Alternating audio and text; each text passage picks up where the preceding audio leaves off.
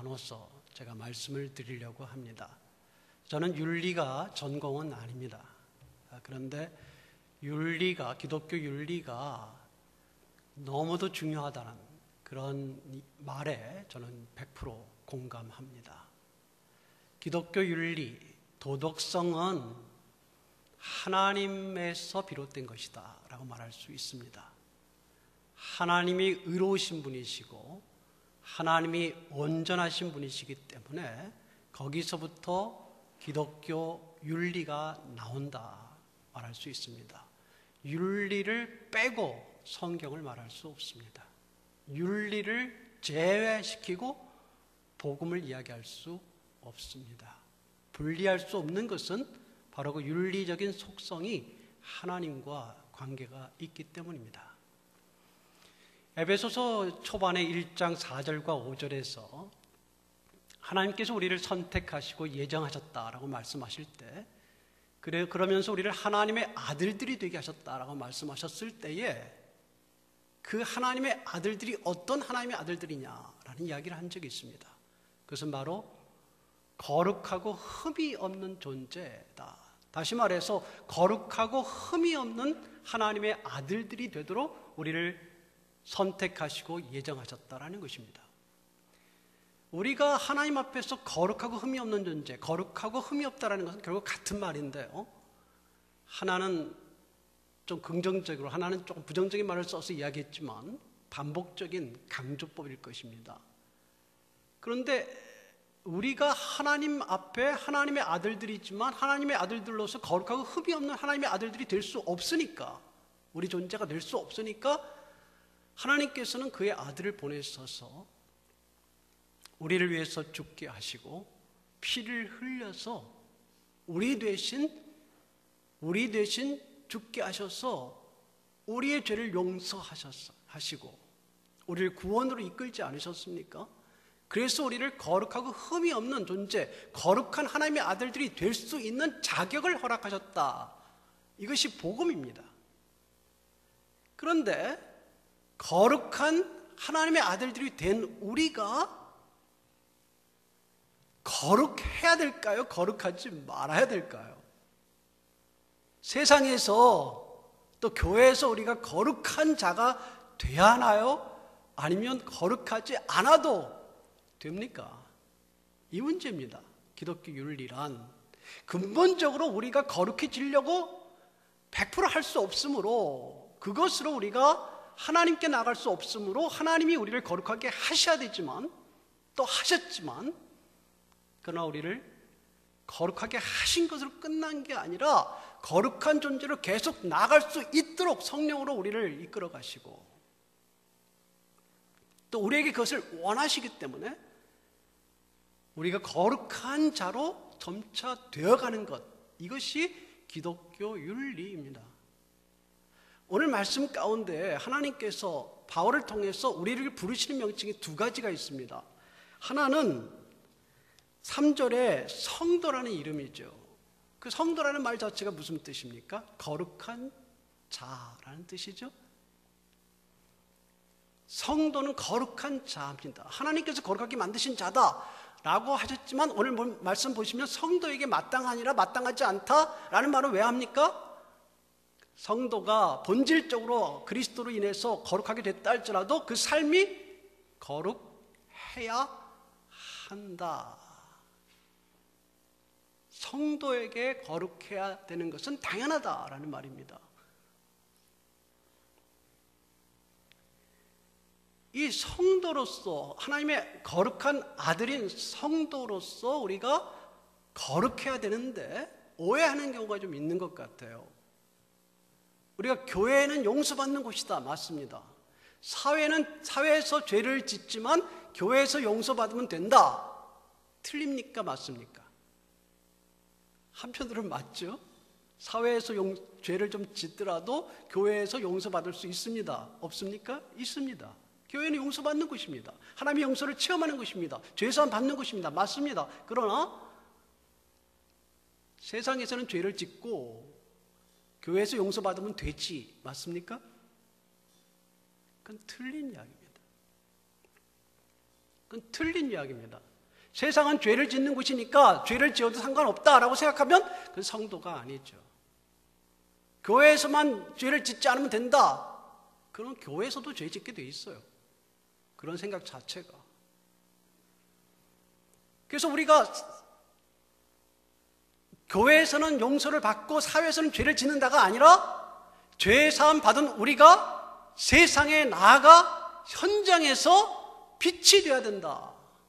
거룩하게 살아야 된다. 그게 맞습니다.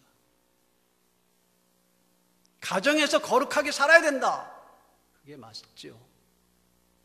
사회 현장에서 거룩하게 살고 거룩함으로 빛된 삶을 살아야 된다. 그게 맞습니다.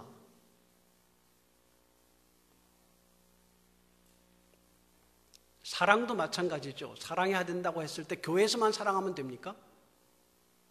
가정에선 사랑하지 않는 자가 돼서 되겠습니까?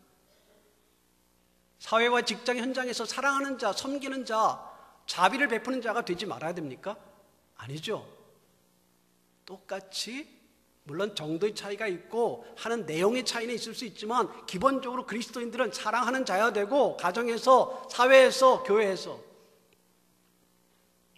마찬가지로 거룩한 자도 사회에서, 가정에서, 교회에서 다 우리가 거룩함을 지키고 살아가는 것, 그것이 옳습니다. 8절에 우리에게 가르쳐서 하실 말씀이 또 용어가 있습니다. 빛의 자녀들처럼, 빛의 자녀들이라고 부르는 것이죠. 빛의 자녀들이란 두 가지로 볼 수 있습니다. 하나는 하나님의 빛이십니다. 요한일서에 나오죠. 하나님은 빛이시다. 하나님은 빛이시니까 빛의 자녀란 하나님의 자녀, 빛이신 하나님의 자녀를 가리킵니다. 빛이신 하나님의 자녀는 빛이신 하나님, 윤리의 정점이신 하나님을 따라 빛의 열매를 맺어야 되죠. 그게 옳습니다. 또 하나의 해석은 빛의 자녀들이라는 것은 빛의라는 소유격을 동격으로 이해하는 것입니다. 빛, 즉 빛의 자녀들, 하나님의 빛된 자녀들입니다. 그 말씀이 8절의 말씀과 또 어우러지죠. 8절에 보게 되면 너희가 전에는 어둠이었다. 그러나 이제는 빛이다. 빛이다. 그러므로 빛의 자녀들처럼 행하라. 즉 빛으로 행하라라는 것입니다. 하나님의 자녀로서 빛이 되라라는 것입니다. 그러므로 어둠은 우리에게 어울리지 않고 빛이 어울립니다. 기독교 윤리 복음과 다르다? 위험한 생각입니다. 아까 제가 처음에 이야기 드렸지만 기독교 윤리는 하나님으로부터 그리스도로부터 옵니다. 빛이신 그분을 믿을 때 그분이 우리를 그냥 놔둘 수 없으므로 거룩하게 만드시고 그리고 우리가 이 땅에서 교회에서 가정에서 빛으로 살도록 요구하셨어요. 이 기독교 윤리는 매우 중요합니다. 우리가 이 부분에 대해서 많이 강조하지 못하고 있는 것 같아서 굉장히 어려운 면이 있습니다만은 이 빛의 자녀로서 어떻게 살아야 되는가 이 문제를 우리가 너무 많이 고민하고 또 우리가 행동에 옮겨야 되죠. 그러나 우리가 생각해야 될 것은 우리가 완전한 것은 아닙니다. 우리가 빛으로 부르심 받았지만 또 빛된 삶을 살도록 부르심 받았지만 우리가 나 빛이야, 나 빛 완전해 이렇게 말할 수 있는 사람 아무도 없습니다. 있습니까? 나 거룩해. 그리스도의 피로 인해서 거룩해졌다 이렇게 말할 수는 있지만 나는 거룩한 자야, 나는 완전한 자야 이렇게 말할 수 있는 사람 수상한 사람이에요. 그렇게 말하면요 없습니다. 제가 학교에서 신학교에서 제자들을 가르칠 때 그렇게 요구해요. 여러분은 절대로 프리텐딩 하지 마라. 한 척 하지 마라. 거룩한 척 하지 마라. 그리스도를 대신해서 사역하는 것 좋은 일이다. 그 부르심 받아서 할 수 있으나 그리스도인 척 하지 마라. 사람들이 너희를 그리스도라고 인정하게 만들지 마라. 너희는 끊임없이 그리스도와 너희의 차이를 이야기해라. 그리스도는 완전하지만 너희는 완전하지 않다는 것을, 우리는 완전하지 않다는 것을 이야기해라. 그리스도는 완전한 빛이시고 도덕 그 자체시고 사랑 그 자체지만 너희는 그렇지 않다는 거, 우리는 그렇지 않다는 거, 우리는 단지 노력할 뿐이라, 그분의 제자로서 그분을 따르려고 노력할 뿐이라는 것을 이야기해라. 마치 너희가, 여러분이 만약에 내가 그 그리스도이다라는 식으로 사람들이 대하기를 원하고 그렇게 된다면 사람도 속고 너희도 속는 것이다. 늘 조심해라. 성적으로 완전하지 않고 우리는 물질적으로 완전하지 않으므로 성의 문제와 물질의 문제와 이 모든 문제에서 우리 자신을 조심하게 하려고 노력해야 되는 것이지, 마치 나는 무성인 것처럼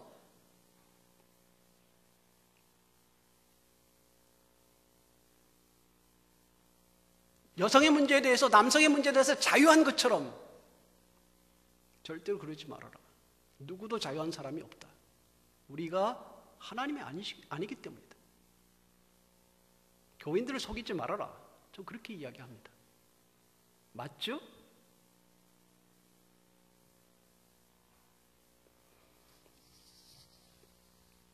기독교 윤리실천운동이라고 있습니다. 한국교회 신뢰도 여론조사를 2013년도 아마 읽어보신 분도 있으실 텐데요. 제가 소개하지 않을 수 없는 것은 매우 이 문제가 중요한 우리의 모습이기 때문이기도 합니다. 기윤실에서 2013년도에 한국교회 신뢰도 여론조사를 했습니다.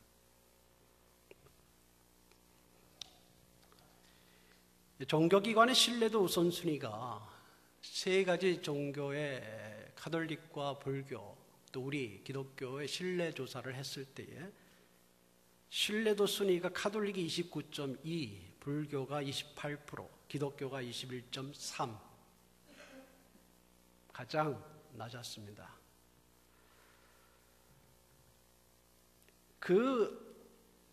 왜 교회를 신뢰하지 않는가라고 물었을 때에 그 답변의 1, 2번이 뭐냐면 언행일치가 되지 않는다. 24.8.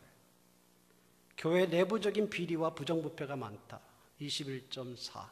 제가 이런 이야기를 여러분께 많이 드리지 않았습니다만 우리 교인들이 아셔야 되고요. 다 알아요. 근데 모른 척할 뿐입니다. 교회에서. 그죠? 다 더 잘 알죠? 근데 아셔야 됩니다. 아픈 이야기지만 아셔야 됩니다. 물론 이 통계들은 우리 기독교에 대한 오해와 편견과 선입감을 어느 정도 반영한다 볼 수는 있습니다. 그러나 많이 부끄러운 일이고요. 또 불신자 중에서 가장 신뢰하는 종교가 어디냐라는 통계도 소개할 필요가 있는데 가톨릭이 32.7, 불교가 26.6, 기독교가 8.6입니다. 즉 전도가 안 될 거라는 것을 예고하죠. 점차 어려워질 것을 말해줍니다. 놀라운 것은 한국 교회를 신뢰하는가에 대한 우리 기독교인 자체의 반응도 50%를 넘지 않아요. 그러니까 우리 교회를 여러분 신뢰하죠. 그러나 한국교회 전반적으로 볼 때 신뢰하지 않는다라고 기독교인조차도 반 이상이 답변하고 있다 이 말입니다. 기독교 윤리를 정말 말하지 않으면 안 될 때가 됐다 이렇게 보는 이유입니다. 응답자 중에서 기독교인을 포함한 응답자 중에서 45.4%가 한국교회 신뢰 회복을 위해서 뭐가 제일 필요하냐 했을 때 윤리 도덕의 실천이 필요하다. 잘 알고 한 이야기든 모르고 한 이야기든 간에 그게 지금 현실입니다. 그러면서 한국교회가 제일 잘하고 있는 점은 뭐냐? 사회봉사예요. 사회봉사는 세 종교단체 중에 제일 잘한다. 그러니까 이렇게 해석할 수 있네요. 선행은 많이 하는데 선하진 않다. 이게 지금 한국교회 모습이네요. 사람들이 생각할 때 선행은 교회가 많이 하는데 선하다고 생각하지는 않는다. 역설적이죠?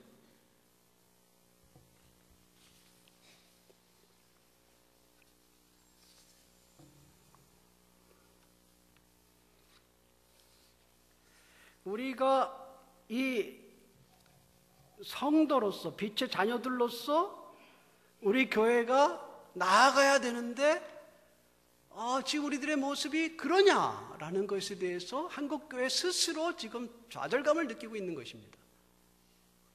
예전에는 직장에서 장로가 어떻게 저럴 수 있는가, 집사가 어떻게 저럴 수 있는가라는 이야기를 많이 들었다면 요즘은 목사가 저럴 수 있는가라는 이야기를 자주 듣는 것 같아요. 맞습니까? 어떻게 그렇게 됐죠? 저는 참 부끄럽게 생각합니다.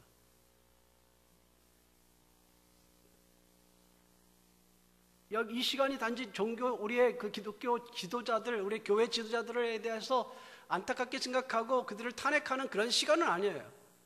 그러나 우리가 전반적으로 기독교 윤리의식이 약해져 있고, 기독교가 세상의 빛, 교회가 세상의 빛과 소금과 선함과 착함과 의로움과 진실함에 있어서 표본이 되고 있지는 않다. 적어도 하나님의 이러한 빛된 속성을 반영하고 있는 것 같지 않다. 세상이 그렇게 본다는 것이고, 우리 자신들도 지금 그러한 혼동 속에 있다. 이런 부분이에요. 먼저 아닌 것을 아니다, 옳지 않은 것이 옳지 않다, 어두움은 우리 교회의 모습이 아니다, 이 빛된 삶이 아닌 것은 우리에게 자연스럽지 않다, 이 생각을 정말 해야 됩니다. 이제는 그냥 이래도 좋고 저래도 좋고 이래서는 안 돼요. 누구보다도 의롭고, 누구보다도 정직하고, 누구보다도 진실하고, 누구보다도 착한 것이 그리스도인의 모습이 되어야 되는 것 맞습니다. 그렇지 않습니까? 우리 교회에서만 아니라 교회 바깥에서 우리들의 모습이 그래야 됩니다. 물론 저는 제가 하는 현장의 사역이 신학교 사역이니까 거기도 기독교 기관이고 다 교회 안에서 되기 때문에 저는 좀 쉽습니다. 그게. 그러나 꼭 그렇게 쉽지만은 않습니다. 같아요. 같지는 않고 여러분 더 어려울 거예요. 사회에서 생각하실 때 여러분 정말 빗댄다는 게 얼마나 어렵겠습니까? 저도 어려운데요. 제가 교무처장 몇 년 전에 하고 있을 때에 그 단기적으로 훈련받는 어떤 목사님들이 계셨어요. 근데 교무처장의 재량이 좀 어느 정도 있기 때문에 그들이 어려움을 호소했을 때 제가 들어줄 수 있었습니다. 그래서 식사하자 그래서 같이 식사하면서 그 이야기를, 점심 식사하면서 그 이야기를 들어주면서 제가 도와주려고 했어요. 충분히 도와줄 수 있는 일이었기 때문입니다. 그래서 도와주는 게 당연하죠. 교무처장 뭐 하는 일입니까? 섬기는 일이죠. 잘 되게 하는 일이죠. 학생들을. 학교가 잘 되게 하는 일이 그 역할 아닙니까? 못 도와줄 일이 왜 있습니까? 그게 필요한 일이고 그 정당한 테두리 안에서 마땅히 집행할 수 있는 탄력성이라면 그걸 해줘야 되는 것이죠. 근데 이분들이 저에게 봉투를 하나 주세요. 받았겠습니까? 받지 않았겠습니까? 제가 뭐라고 했냐면, 이거 지금 제가 여러분께 여러분의 의견을 들어준다고 들어주길 바래서 이걸 준다면 뇌물입니다. 뇌물입니다. 여러분 정말 제가 여러분을 좀 배려하고 여러분을 섬기려고 노력한 것을 인정하세요? 그러면 여러분 졸업식 때, 앞으로 한참 남았지만 졸업식 때 여러분이 저에게 감사히 선물하세요. 정말 그것이 마음이 남는다면. 그리고 받지 않았습니다. 나중에 졸업식 때 선물이 줬을까요? 안 줬을까요? 안 줬습니다. 그러나 우리가 뭘 지켰습니까? 저도 양심을 지킨 거고 그분들도 양심을 지키게 한 것입니다.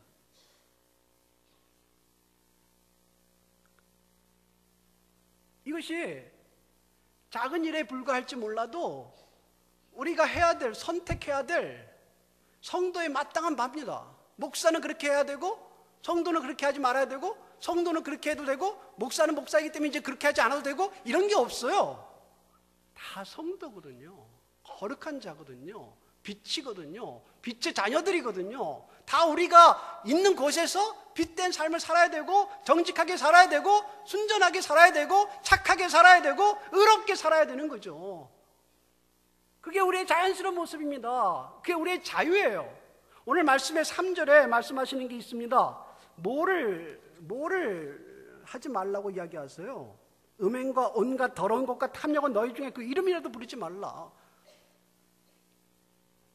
음행이라는 것은 성적인 타락입니다. 성적인 탐닉이에요. 성적인 부도덕입니다. 이 더러운 것이라는 것은 굉장히 포괄적인 말입니다. 온갖 더러운 것이라는 것, 이것을 넘어서는 포괄적인 말이죠. 탐욕이라는 것은 물질적인 집착입니다. 물질적인 욕구와 타락이에요. 정상적인 방법으로 이윤을 취득하지 않는 그 모든 것이 부정한 것입니다. 탐욕이에요. 정상적인 부부관계, 사랑의 주님께서 허락하신 부부관계를 넘어서는 것은 음행입니다.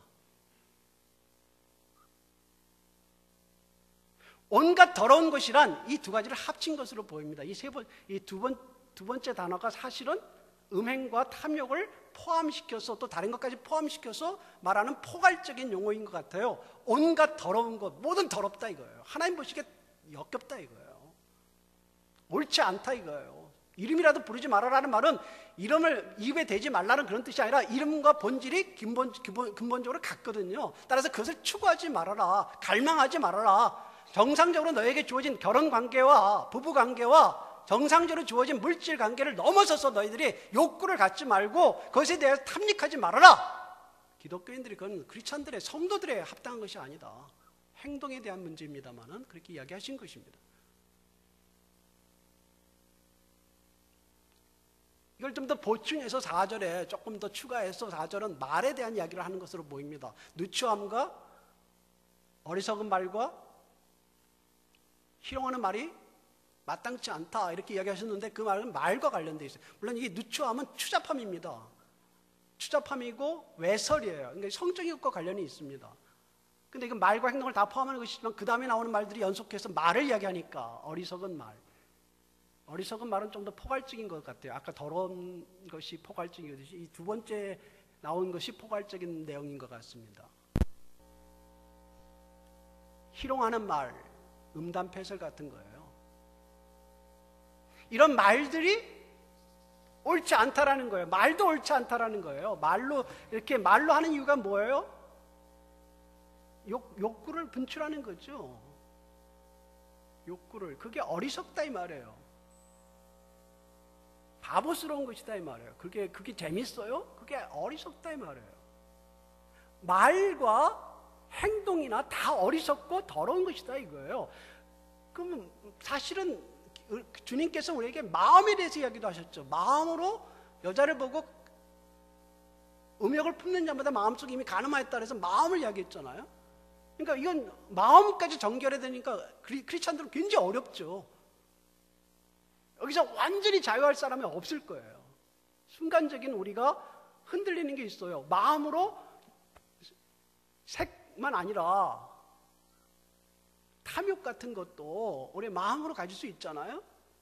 욕심 같은 게 있을 수 있잖아요. 그러니까 마음까지 따지면 우리는 정말 하나님 앞에 설 수 없는 죄인인 건 맞아요. 그러나 여러분 조심해야 돼요. 우리가 마음으로도 죄를 질 수 있고 마음으로 죄를 짓는 경우도 있고 또 말로 죄를 짓는 경우도 있고 행동으로 죄를 짓는 경우에 있으니 하나님 앞에는 다 똑같은 죄인이니까 다 하나님 앞에 용서받을 죄인이니까 누가 누구를 정죄하겠느냐 이렇게 말하면 안 돼요. 정죄하라는 것은 아니지만 똑같을 수 없어요. 똑같지 않습니다. 그죠? 마음으로 범죄한 것은 나 자신에게 하나님 앞에와 나 자신에게 범죄하는 거예요. 그것도 옳지 않아요. 말로 범죄하는 것은 나와 그 사람에게 범죄하는 거예요. 사람을 손상시키는 거예요. 상하게 하는 거예요. 인격체를. 희롱하는 말. 옳지 않아요. 행동을 하는 것은 나와 하나님과 그 사람과 그 주변의 사람과 가족까지 다 합쳐서 범죄하게 하는 거예요. 더 큰 죄예요. 우리가 누구와 누구를 정죄하겠느냐 이렇게 생각하지 말고 이러한 모든 것들을 우리가 멀리 하려고 교회가 당연하게 생각하지 마세요. 용서하면 된다. 물론 하나님이 용서하시면 돼요. 그러나 교회가 이런 모습을 갖는 것을 당연히 여기는 것 자체가 큰 문제예요. 그렇지 않습니까? 나는 여러분들이 그렇다고 생각하지는 않습니다. 그러나 한국교 전체가 우리가 일부의 부분이긴 하지만 이거 당연하게 여기지만 부끄러워해야 돼요. 우리가 부끄러워해야 됩니다. 그리고 여러분, 우리는 비록 큰 교회가 아니지만 우리의 지역에서, 우리의 직장에서 우리가 교회로 이런 빛된 삶을 살아가서 하나님의 교회를 일부분 대표해야 돼요. 우리가 지금 큰 교회에다 맡길 게 없어요. 이제 별로 더 많이 문제를 자꾸 일으키잖아요. 우리는 어떻게 거룩한가? 우리는 어떻게 거룩해야 할 수 있는가? 우리가 거룩한 삶을 어떤 식으로 살아갈 수 있는가를 우리는 보여줘야 돼요. 이 지역에서, 우리의 터전에서 그렇게 노력해야 돼요. 오늘 말씀에서 이건 성도에게 마땅한 바가 아니다. 그렇죠? 3절에 이름이라도 부르지 말라. 4절에 성도에게 마땅한 바가 아니라 오히려 감사하는 말을 하라 그랬는데, 감사는 말, 감사는 행위가 되겠지만 감사와 왜 반대가 되는가? 이런 말과 행동들이 어떻게 보면, 감사는요, 감사가 뭡니까? 감사는 자족하는 것입니다. 자족하는 것입니다. 그죠? 내게 있는 것, 주신 것을 감사하는 것, 만족하는 거예요. 내게 주신 아내, 남편 제일 멋있지 않아요. 제일 멋있는 분이 있어요? 그렇지 않습니다. 그러나 감사해요. 그죠? 그게 감사합니다. 왜 음행을 하나요? 만족하지 않아서 그렇죠. 욕심을 부리기 때문이죠. 왜 그런 말들을 하나요? 욕망이 표출돼서 그렇죠. 그런 마음을 왜 갖나요? 그런 마음의 자족을 우리가 잃어버려서 그래요. 감사하는 마음을 잃어버렸어요. 내게 주신 것, 내게 있는 것, 그걸 자족하고 감사하면 물질도 그렇잖아요. 그렇지 않습니까? 내게 주신 것 감사하는데 왜 부정한 방법으로 더 하려고 그래요? 또 앞으로 내게 주실 것, 하나님이 주실 것, 세상이 주는 게 아니라 하나님이 주실 것을 감사함으로 기다리는 마음을 가지면 자족하잖아요. 그러면 더러운 일에 우리가 참여하지 않을 수 있죠. 그래서 감사가 반대되는 것입니다. 감사한다 이런 말이 아니라 마음속에 하나님에 대해서, 하나님으로 인해서 만족하는 것, 하나님 내게 주신 것에 대해서 만족하고 감사하고 자족하는 것이에요. 그리고 어떻게 내게 더 사랑할까? 내게 주신 사람을, 내게 주신 남편을 어떻게 더 섬길까? 내게 주신 자녀와 내게 주신 아내를 어떻게 더 사랑하여 하나 된 좋은 가정을 이룰까? 노력하는 것이죠. 내게 주신 물질을 감사하고 그 물질을 어떻게 내가 하나님 뜻대로 살아갈까? 그 물질로 어떻게 봉사하고 어떻게 우리 가정을 꾸려가고 또 어떻게 또 미래에 대한 저축도 할 수 있고요. 좋은 일이죠. 그리고 어떻게 하나님 나라를 위해서 쓸 것인가, 이렇게 자족하는 마음에서 나와요. 그거 없으면요 계속 집착하게 되죠. 이걸로 모자르잖아요. 한 사람으로 모자라요. 평생에 몇 사람이 필요합니까? 내게 주신 것으로 모자라요. 집착하게 되면 도대체 얼마나 더 가져야 됩니까? 가지는 것 자체가 문제가 아니라 그런 과정에서의 탐욕이 일어나요. 그래서 탐욕을 뭐라고 했냐면 5절에 우상숭배자다 이렇게 이야기한 거예요. 우상숭배자. 왜 우상숭배입니까? 하나님보다 더 섬긴다 이 말입니다. 가나안에 이스라엘이 출애굽을 한 이후에 광야 생활을 40년 지나고 나서 가나안에 들어와서 정착할 때에 그들은 40년 동안에 유목민이었죠. 가나안에서 이제 그들은 농경 생활을 하게 됩니다. 근데 농경 생활을 할 때 그 농경 생활을 하는 땅에 신들이 있었죠. 지역 신들이 바알, 아세라 이런 신들입니다. 그들은 농경신입니다. 목축 생활을 하다가 농경 생활을 하려고 하니까 이 농경 생활을 잘하게 하는 신이 누굴까 찾게 되는 거예요. 사람들이 권면합니다. 이 농경 생활을 잘하려면, 농사를 잘 지으려면 이 신을 찾아야 된다. 그게 바알과 아세라입니다. 그래서 바알과 아세라를 하나님 대신에 섬기는 것도 우상숭배지만 하나님을 섬기면서 바알과 아세라를 같이 섬기는 것도 우상숭배인 겁니다. 하나님으로 인해서 자족하고 하나님으로 인해서 감사하고 하나님으로 인해서 내게 주신 것에 대하여 기뻐할 때에 더 이상 우상숭배, 탐욕이 있지 않는다라는 것을 가르쳐 주는 것입니다. 제가 말씀을 또 정리해야 될 것 같은데요.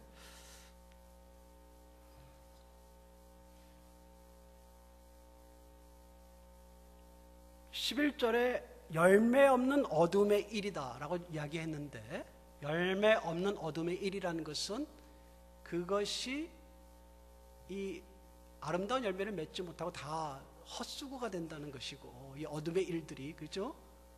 그리고 우리에게 중요한 이야기가 4절, 5절, 6절에 이 두 가지가 짝인데요. 이러한 일을 행하는 자는 하면서 이야기하신 게 있습니다.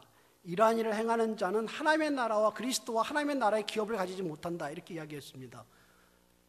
이 기업을 받지 못한다라는 것은 구원을 받지 못한다는 뜻일 수도 있어요. 그러나 구원을 받아도 상급을 받지 못한다라는 뜻일 수 있습니다. 제가 좀 이따 이야기 드리고요. 이것과 짝이 되는 것이 6절에 하나님의 진로가 불순종의 아들들에게 임한다는 것입니다. 그러니까 하나님의 나라의 기업을 얻지 못하는 거나 하나님의 진로를 받는 게 같은 하나님의 심판이에요. 하나님의 심판입니다. 그런데 불순종의 아들들에게 임한다는 것은, 불순종의 아들들은 2장 2절에 나왔습니다. 세상 풍습을 쫓고 공중의 권세 잡은 자 사단을 따른다 그랬어요. 사단을 따르고 어둠에 순종하기 때문에 불순종이에요. 반면에 하나님에 대하여 또 빛에 대하여 순종하지 않기 때문에 불순종의 아들들입니다. 그러니까 사단과 어둠에 순종하고 하나님에 대해서 순종하지 않는다, 이 말이겠죠. 그 불순종의 아들들은 일반적으로 하나님을 믿지 않는 사람들 가리키는 거 맞습니다. 그러나 5절, 6절에 이 말씀이 주어지는 맥락이 우리 성도들에게 주신 말씀이라는 점을 고민해야 돼요. 그러니까 결국 우리가 질문해야 될 이 구절에서 질문을 뭐 해야 되냐면, 그러면 우리 하나님의 아들들, 구원받은 하나님의 아들들은 아들이면서 이렇게 더러움과 어리석음의 노예가 된 사람은 어떻게 되느냐?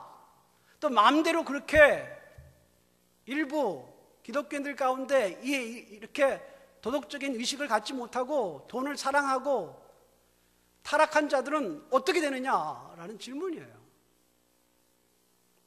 그런 일이 있으면 안 되겠고 또 그렇게 되지 말아야 되지만,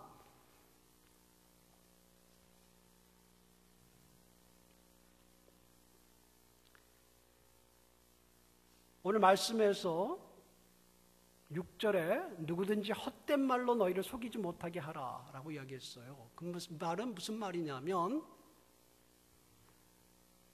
부패하고 타락한 자에게 하나님의 심판이 있다라는 사실을 교묘하게 부정하는 사람의 말을 가리키는 것이에요.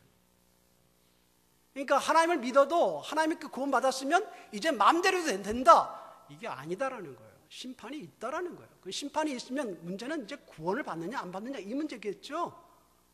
우리 개혁교회는 구원이 있다예요. 타락해도.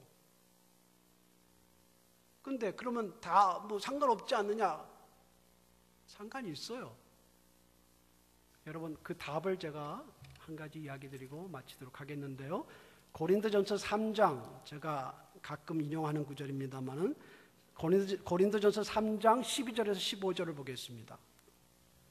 우리 같이 한번 읽겠습니다. 고린도전서 3장 12절에서 15절 같이 읽겠습니다.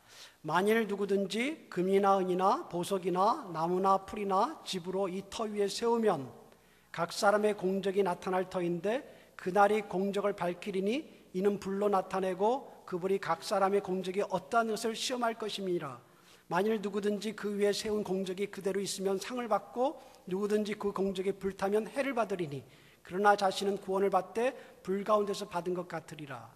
무슨 말씀입니까? 이 말씀은 사실은 일반 성도들보다는 사역자들에 대한 경고입니다. 원래 맥락이요. 문맥이 그걸 가리키는데, 그러나 우리 모두에게 적용할 수 있습니다. 놀라운 것은 여러분 볼 때 공적이 뭐죠? 공적은 일입니다. 한 일들이에요. 거기에 대해서 하나님께서 나중에 테스트한다라는 거예요.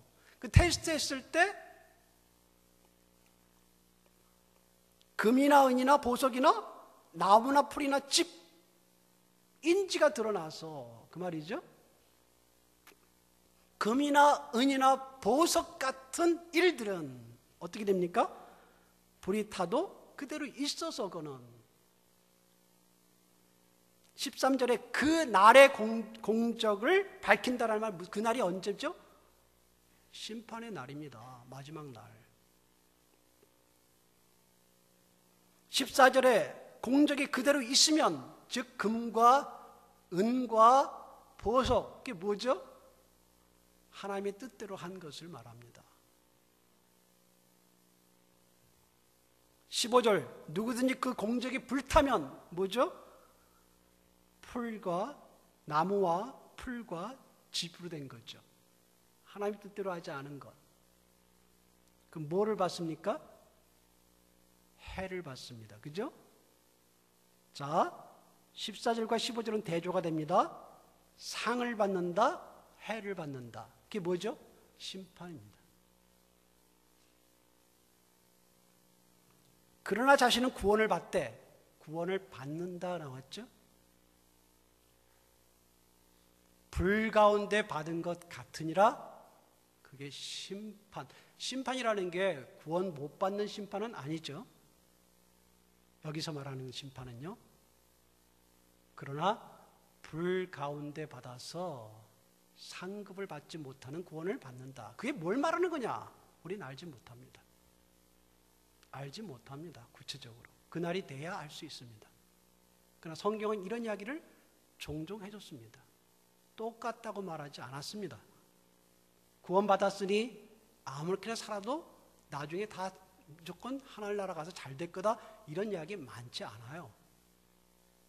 이런 이야기, 오늘 보는 이야기처럼 이렇게 조심하고 경계할 것을 요구하는 말씀들이 곳곳에 심겨져 있습니다. 저는 이걸 가지고 우리가 교리를 어떻게 딱 만들 수는 없어요. 그러나 분명한 것은 옳지 않은 일은 옳지 않다. 그렇죠? 우리는 완전하지 않지만 하나님을 닮아서 노력하자. 적어도 우리 교회가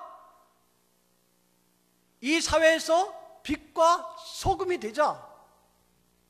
우리에게 주신 것을 자족하자. 그리고 그 자족하기 때문에 당당하자. 자유하자. 그리고 그러지 못한 자들에게 이 비밀이 여기 있다. 어떻게 한 사람이 한 여자에게 만족하고 평생을 살 수 있느냐라고 묻는 자들에게,